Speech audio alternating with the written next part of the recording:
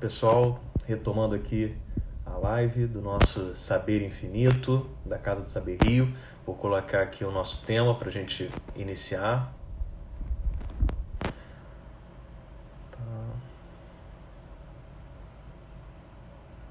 Só fixar aqui nos comentários. Vamos lá, vou adicionar aqui o nosso convidado, já resolvemos aqui todas as questões.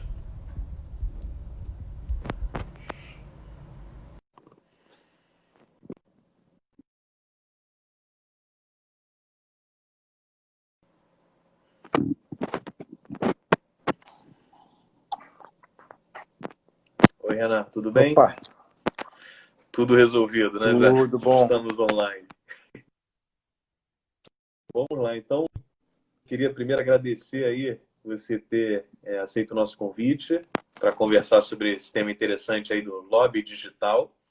Tá? Então, primeiro fazer um agradecimento. Só abrir aqui para o pessoal. Então, esse é um episódio do Saber Infinito, né? Nós trazemos temas...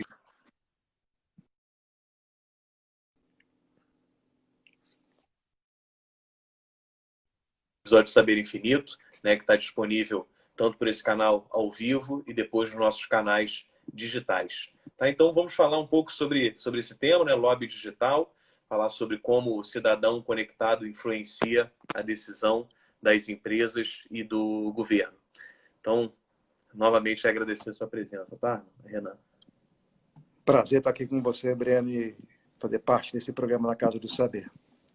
Tá ótimo. Então, vamos lá. Acho que o primeiro a gente varia falar, né, sobre qual é o papel do cidadão atualmente aí no lobby digital, né, e saber se ele tem poder para mudar alguma coisa na sociedade, no governo e nas empresas.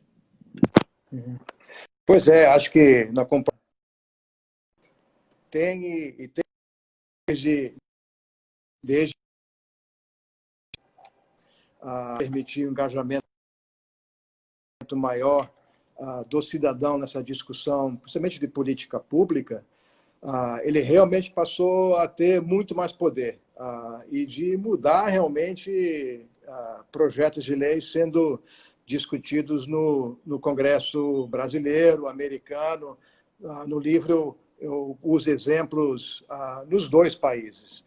Então, pegando aí um exemplo até que aconteceu uns meses atrás aí no Brasil, que era a medida provisória 910, que é a MP da grilagem, né, que tratava sobre a legalização de terras, principalmente na Amazônia, né?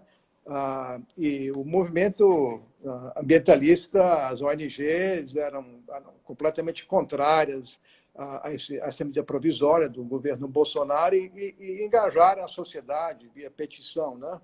E a pressão foi tanta que realmente eles conseguiram parar a votação da medida provisória no Congresso brasileiro e forçar que o tema fosse discutido via projeto de lei.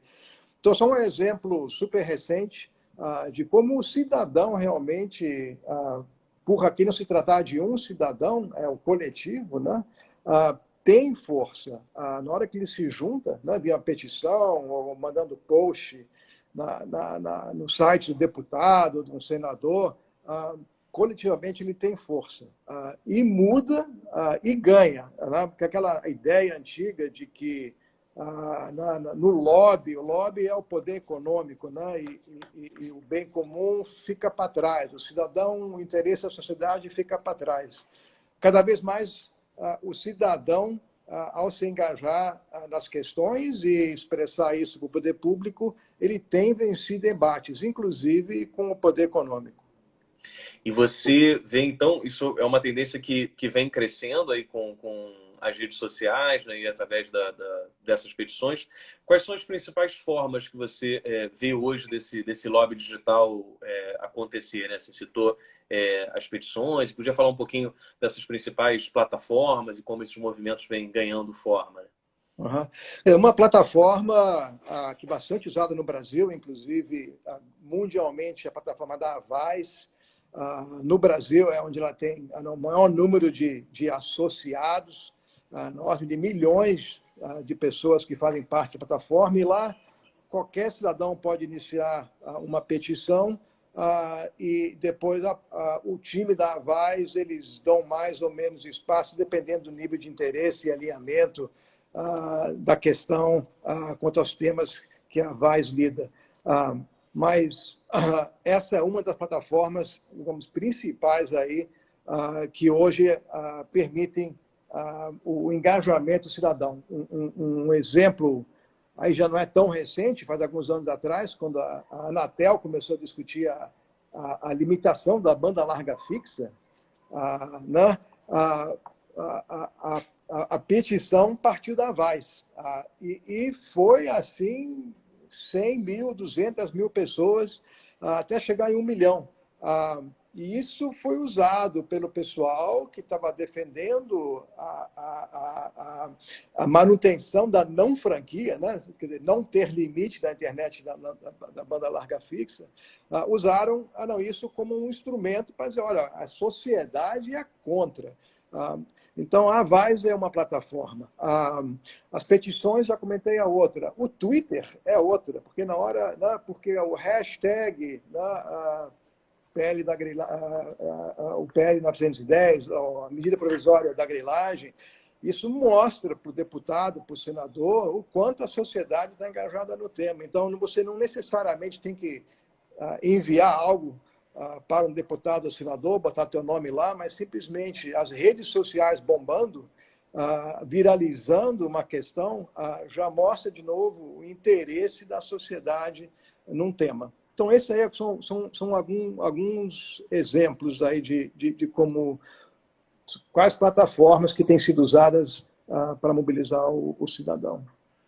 E existem formas de demonstrar o quanto, né? Você falou aí da quantidade de pessoas assinando as petições, né? Isso demonstra que a sociedade está engajada e que a sociedade está se posicionando contra.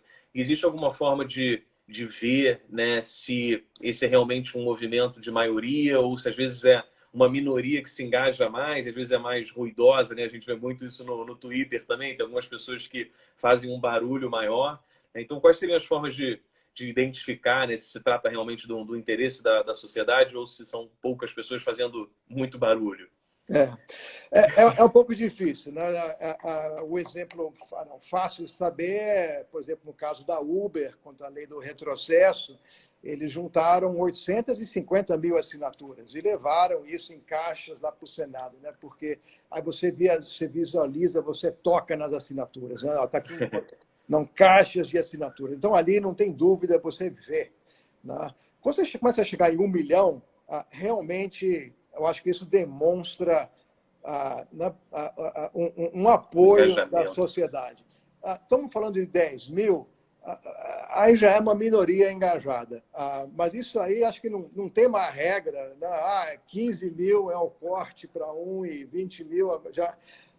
acho que depende um pouco do tema, depende um pouco da cobertura da mídia também. Né? Quando a mídia tradicional começa a cobrir, aí o sentimento é de que existe uma capilarização maior. Né?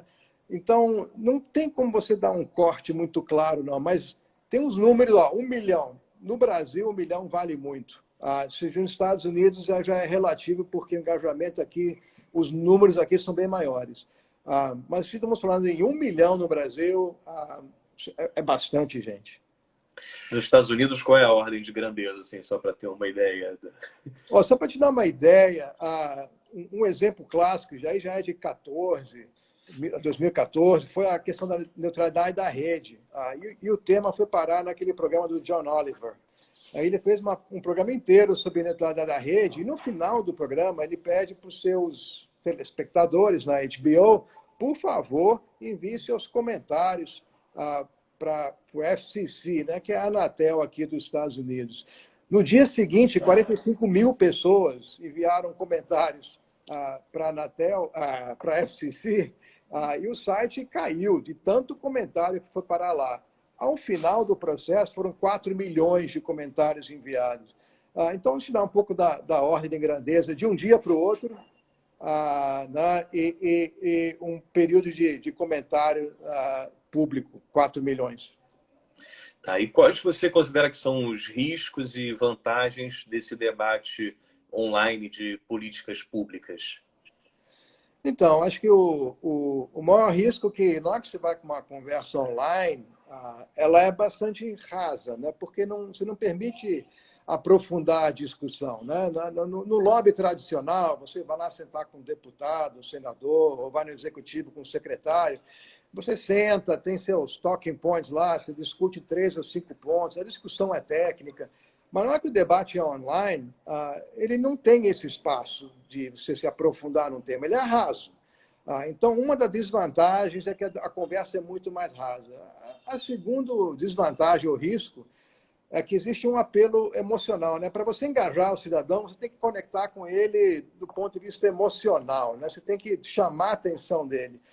Então, você vai para o emocional e corre o risco de, inclusive, caminhar em vez do fake news, eu chamo de fake policy. Né? Quer dizer, você caminhar ali para o terreno negro, né?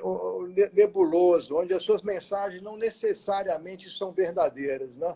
Só para você conseguir avançar o seu interesse e engajar o cidadão, principalmente em sociedades polarizadas. Né? Então, na hora que o debate vai para os valores, vai para a emoção, o risco é esses dois principalmente, né? O fake policy e uma discussão muito mais rasa.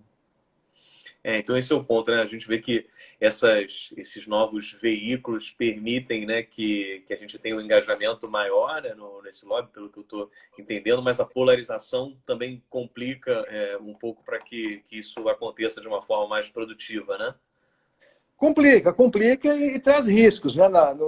Acho que na discussão do Brexit, né, que já faz aí uns 2, 3 anos atrás, o pessoal que estava se opondo, quer dizer, a favor da saída da Inglaterra da União Europeia, eles trouxeram uma argumentação focada na imigração ilegal, que haveria uma invasão de muçulmanos na Inglaterra devido ao acordo com a União Europeia. Quer dizer, se o acordo facilitava a imigração legal, nunca haveria uma invasão de imigrantes ilegais, etc. E tal. Quer dizer, aí você mostra já o que é essa fake policy, né? Quer dizer, como é que você começa a manipular os medos da sociedade, né?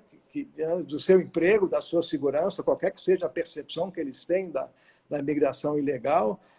E como é importante, quer dizer, este tema foi que prevaleceu e acabou levando à saída da Inglaterra da União Europeia. Quer dizer, os riscos são razoáveis.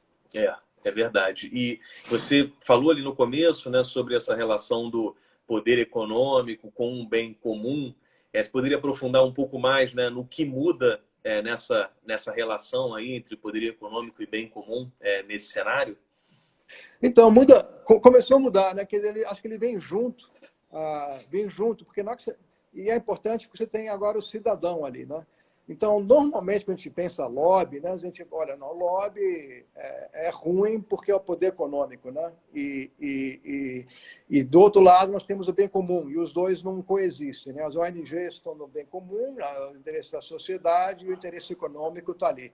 Mas na hora que você começa a ver o cidadão pressionando as empresas, o poder econômico, a se posicionar sobre temas que nem Black Lives Matter, por exemplo, ou meio ambiente, essa dicotomia ela começa a ruir.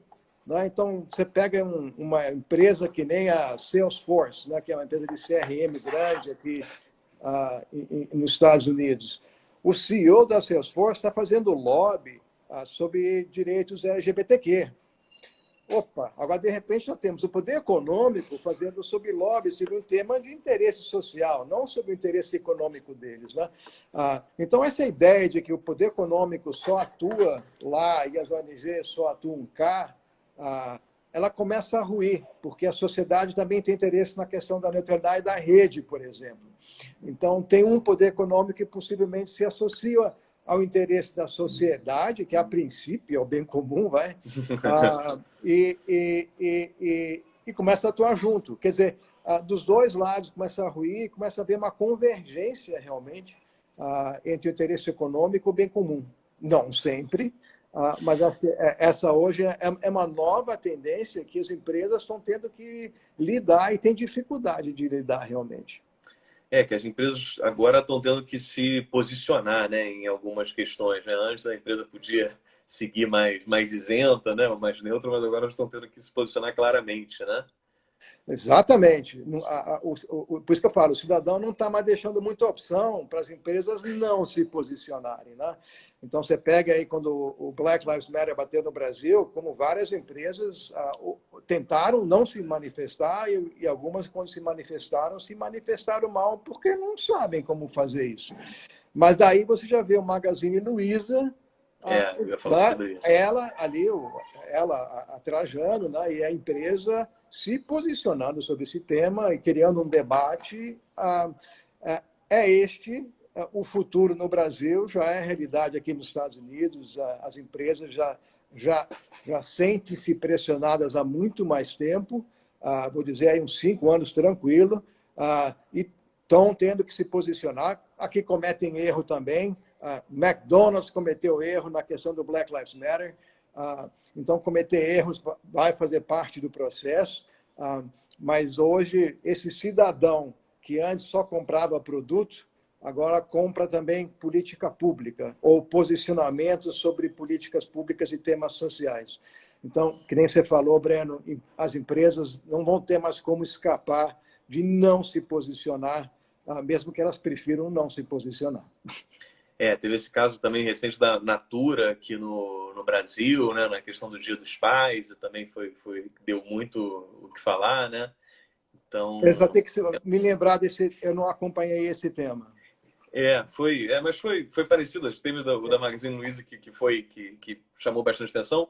O da Natura foi no Dia dos Pais, que apareceu na campanha a Tammy Gretchen, e aí também isso gerou bastante discussão. Mas é isso, né? Eu tenho visto as empresas realmente se posicionando cada vez mais e isso dividindo, né, a opinião pública. Acho que valia a gente entrar também em como engajar, né, como você vê formas de engajar o cidadão nessas discussões ou aí dentro desse novo cenário, né? Como estimular o engajamento do cidadão. Acho que isso é um desafio enorme, que eu falei, né? Você tem que apelar para o lado emocional. Né? No livro, inclusive, eu trago o capítulo final, um pouco uma tentativa de como é que você comunica a política pública, que normalmente é uma questão difícil de comunicar e fazer com que as pessoas realmente se conectem. Né? Acho que um exemplo ótimo, inclusive no Brasil, que também vem de alguns meses atrás, foi o PL do veneno. Né? Então, o PL do veneno não tinha muito a ver com veneno, mas tinha a ver com a aprovação acelerada de agrotóxicos, que do ponto de vista de quem é contra é veneno. Então, essa é a lógica do debate, para você tentar engajar o cidadão e explicar do que se trata, né? Porque, já que você não tem tempo de explicar e entrar nos detalhes sobre o que é o PL, quais são as consequências da aprovação acelerada de agrotóxicos, os perigos que podem causar à saúde e ao meio ambiente, você chama de veneno.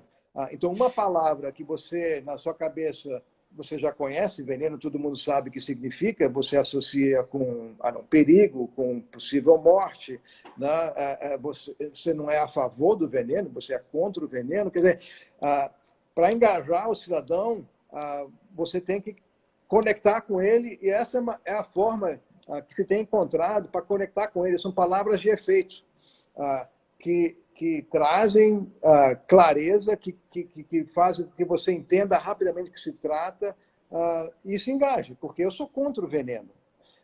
Como é que você é a favor do veneno? Né? A mesma coisa que o Uber fez com a lei do retrocesso. Né? Como ser a favor do retrocesso? Né?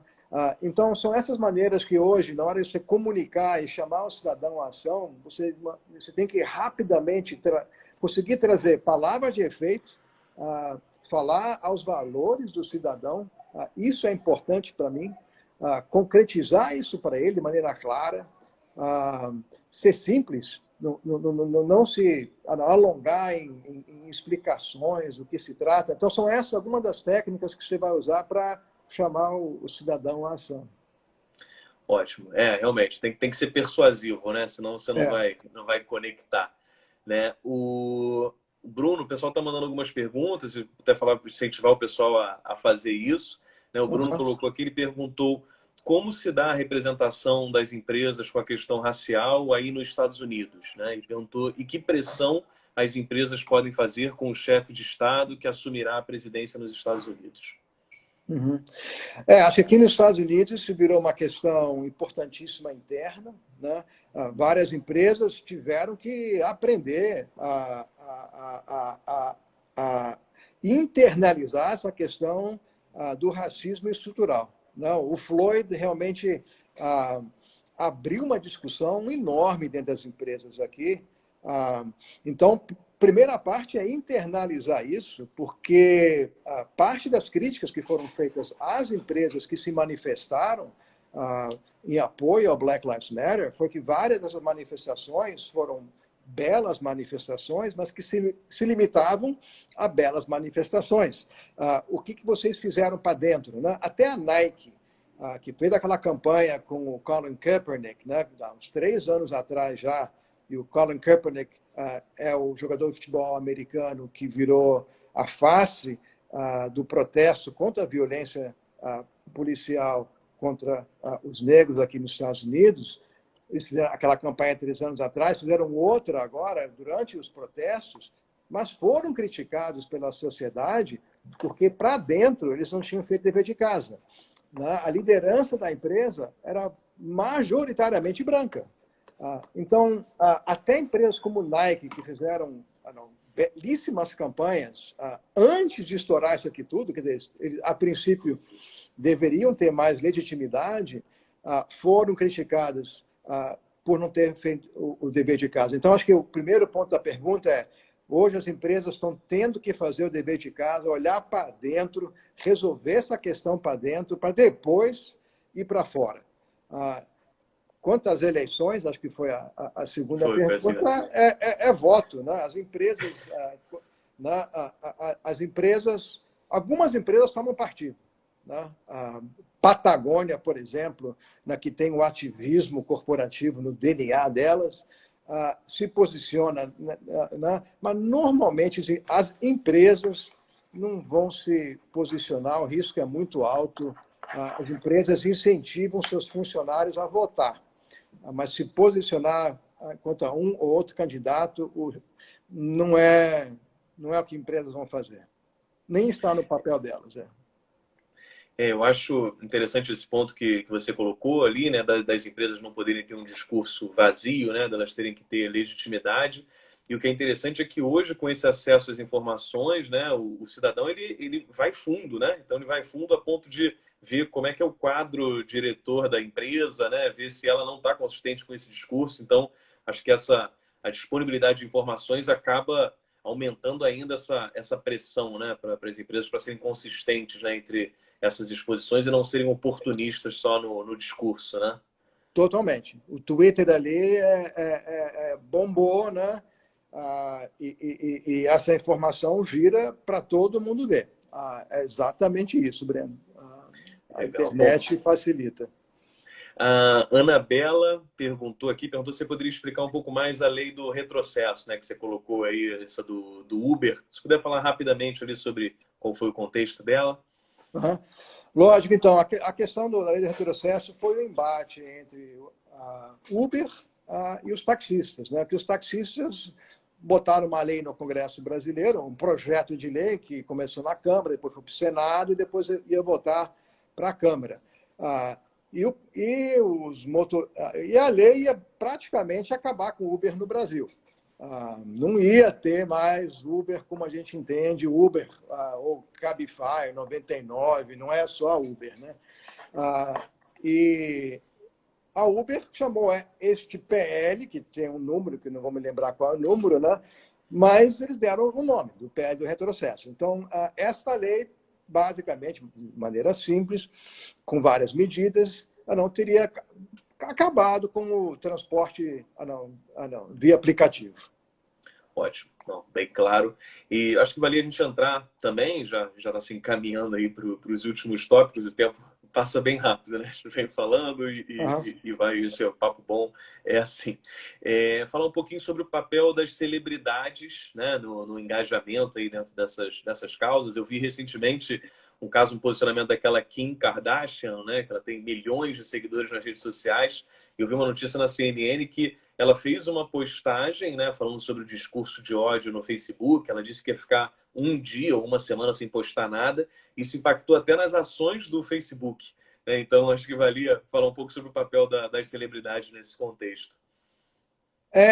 Saiu das causas, né? Você deu o exemplo da Kardashian, mas eu vou puxar um exemplo brasileiro e para o lobby, né?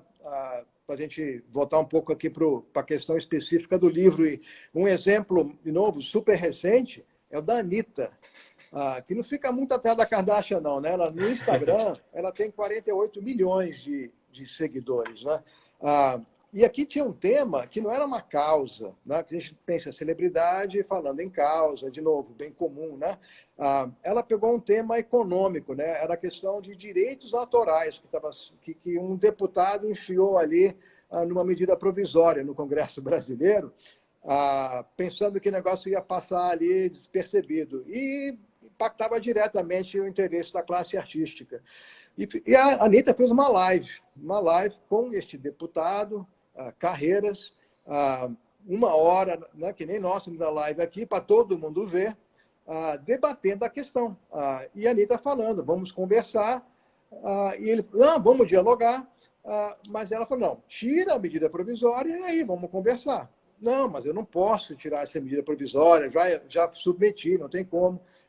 Ficou essa conversa à noite, 1 hora. No dia seguinte, ele retirou a emenda. Ele mandou uma carta para o presidente da Câmara pedindo a retirada da emenda.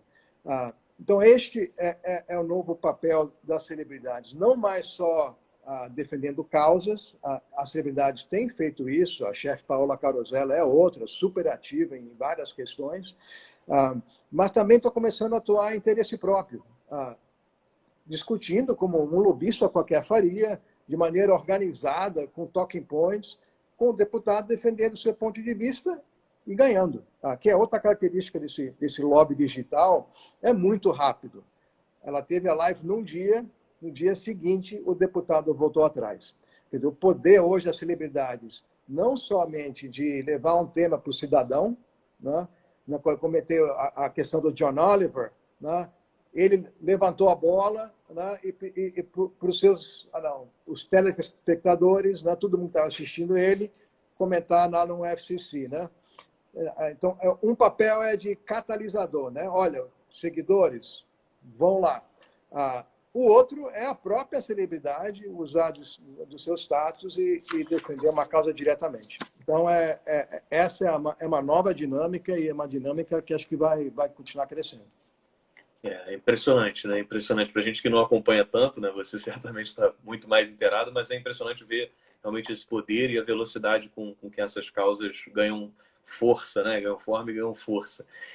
Bom, Renan, a gente já está se encaminhando para o final, né? Esse nosso papo é de meia hora e você gostaria de falar um pouco mais sobre o livro, falar sobre o título dele, falar sobre a forma como ele é estruturado, se quiser falar um pouco aí, a gente está à disposição aí. Acho que é interessante o pessoal que está acompanhando e que vai acompanhar depois também, que o vídeo vai ser publicado, né, até para buscarem mais informações.